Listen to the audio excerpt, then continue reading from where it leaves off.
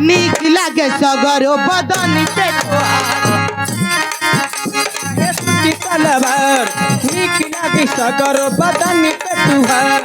पहिरेलु साड़ी चाहे सूती सलवार नीक लागे सगरो बदन पे तोहार पहिरेलु साड़ी चाहे सूती सलवार नीक लागे सगरो बदन पे तुहार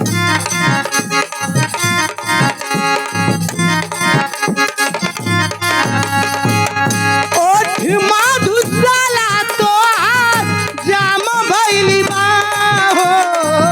जाम भइल बा असही ना दुनिया में नाम भइल बा बाबू हो कमरिया पर काम भइल बा बाबू हो कमरिया पे काम भइल बा सहिला दुनिया में नाम भइल बा बाबू हो कमरिया पे काम भइल बा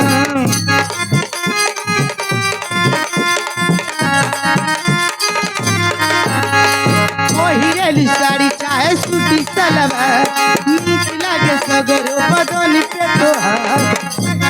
साड़ी चाहे सूती सलवार नीक लागी तोरो बदन पे तोहार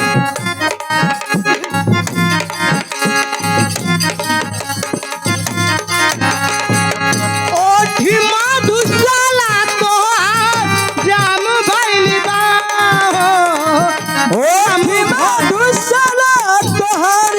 जाम भइल बा हो जाम भइल बा असही ना दुनिया में नाम भइल बा असही ना कमरिया पे काम भइल बा ऐसे ही ने दुनिया में नाम भइल बा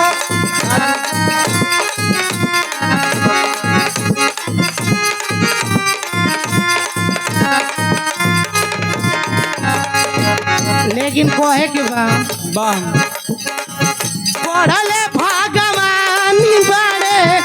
भूरी सच में तोहा के मानवा भी मोह लेलू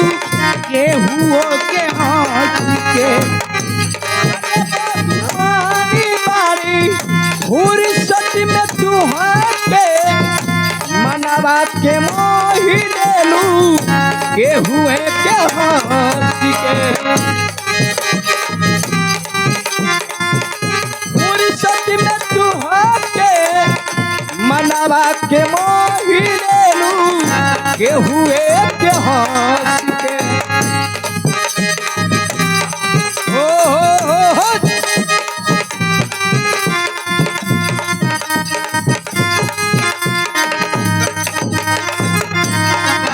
जब तिरछी नजरिया मार दिले बिना गोली के करे जावे मार दिले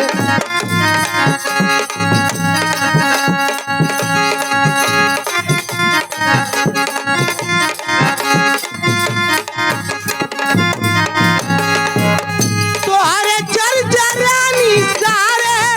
आम भइल बा हो आम भइल बा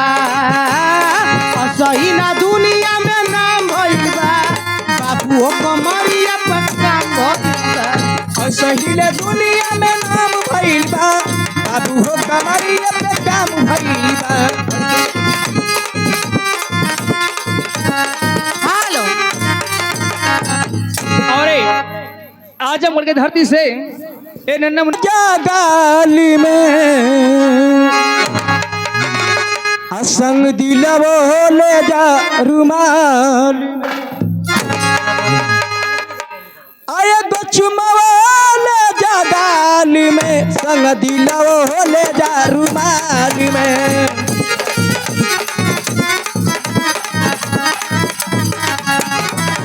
एगो चुमाओ ले जा गाल में संगे दिलवो ले जा रुमाल आए तो चुमावा ले जा गाली में संग दिलवो ले जा रुमाल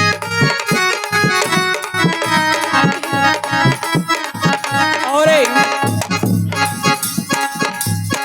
51 रुपया पुरस्कार ये जंगीपुर के धरती से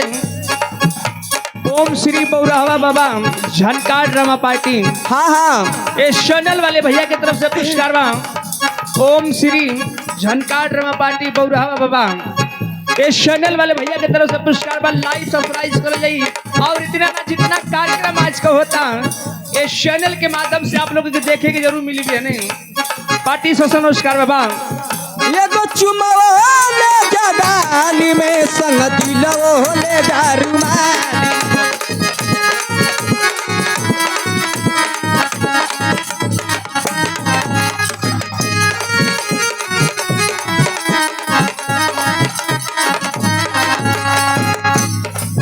हो जतर रजमर चढ़ी के जहाजवा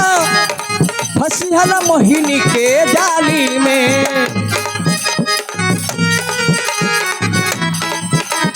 हो जतर रजमर चढ़ी के जहाजवा फसिहल मोहिनी के जाली में आया तो चुमवले जगाली में संग दिलवले दारुमानी में